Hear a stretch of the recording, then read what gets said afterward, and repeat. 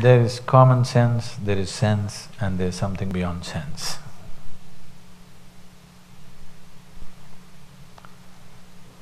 With common sense, your survival process gets handled.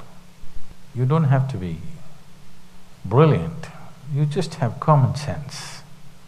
You will survive pretty good. You could turn out quite street smart. Actually, if somebody very intelligent is walking down the street, let's say Albert Einstein is walking down the street, a street urchin can easily con him. Albert Einstein doesn't have the wily nature of the one who's walking the streets every day. Very easily you can deceive him. You may have enormous intelligence about something else. So, because the street kid has more common sense is restricted to a certain habitat. In that habitat it works. In another place your common sense doesn't work. You know, you heard of the ISRO? They've sent a Mars probe now at 10% of the cost what NASA would do normally. Because it's all indigenous and they build it up in their own ways. So they were interviewing people to be taken in for a job in ISRO. Shankaran Pillai applied. He is very street smart, a lot of common sense. So the interviewer asked him, which is closer, moon or Mumbai? They're in Bangalore. Shankaran Pillai looked up in the sky and I said, moon. He said, what? How do you say that? He said, well, I can see the moon, I can't see Mumbai.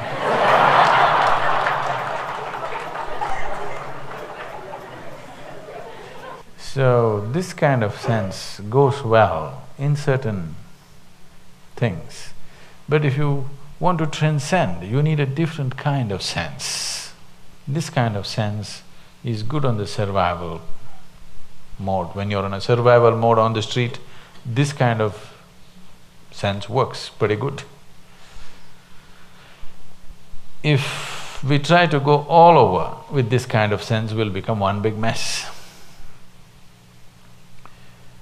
So going beyond one's senses and knowing, why is it needed?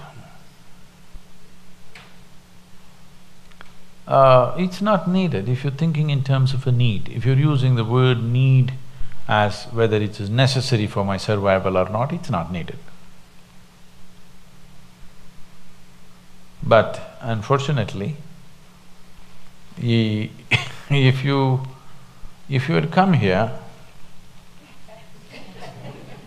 as a chimpanzee, it's definitely not needed. But your tragedy is you have evolved into a human being, wanting to live like a chimpanzee. Doesn't work. That's the whole problem. Human intelligence and awareness has come to a place where it cannot limit itself to the ambit of survival, it has to. Look, now what we're doing as a solution for this problem is not a problem, it's a possibility. Every possibility, those who are not willing to take on the possibility, for them it seems like a problem. It's a phenomenal possibility, but most human beings are treating it like a problem. So how they're solving the problem is, raise the bar of survival, keep on raising it. What was your idea of survival 25 years ago? What was your idea of survival 15 years ago? What is your idea of survival today? It's raising the bar, isn't it? 2 meals a day was survival when you didn't have anything. If you had known that such a state, it's good to know those things. But now, maybe Mercedes is survival. In every different segment of society, survival has been raised to a place where billionaires are still struggling to survive among their community. Yes. I have had this opportunity at close quarters to see multi-billionaires, but they're still beggars. Every day, their mentality, their mindset is just that of a beggar who sits on this street and thinking, okay, what is today? How many more pennies can I gather? It's the same stuff.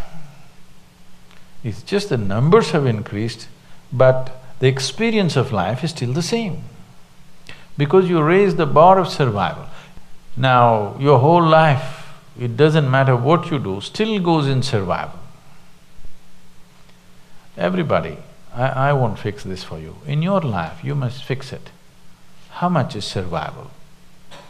You must fix it somewhere, now. Not after 25 years when you get there, no. Now we must fix, this is my survival, then what do I want to do? My survival is taken care of, what is it that really matters to me in my life? Whatever that is. If we don't structure our lives like this, forever you will be fighting with phantoms. Why I'm saying you're fighting with phantoms is, in other countries, where the bar of survival has not been raised so high, people can change the course of their life when they wish. I find in the most affluent nation on the planet, everybody is enslaved for 30 years minimum. Their house loan is for 30 years, car loan is for 5 years, another thing is something, their insurance, this. They just fixed. Tomorrow morning if they find something really compelling that they want to do, they cannot do, they can only do it after 30 years. We did not come to affluence for this. The idea of affluence is you have the freedom to change the course of your life, do what you want to do. You don't have to be stuck with what you thought was the best thing when you were 20. At 20 you may think this is the best thing, at 40 the damn thing means nothing. If still the same things mean a lot to you, that means you're stuck. You're not growing, isn't it? A whole lot of people are stuck at 14, not even 20. Same things. Still they're excited about somebody's body part, they're still very excited about… It's ridiculous. When you're 14, you were excited, I understand. When you're 45, 50, 60, you're still in the same bin. It's a tragic way to live, because essence of life is that we are able to explore as much as we can when we live here, to know and experience everything possible that is there in this life.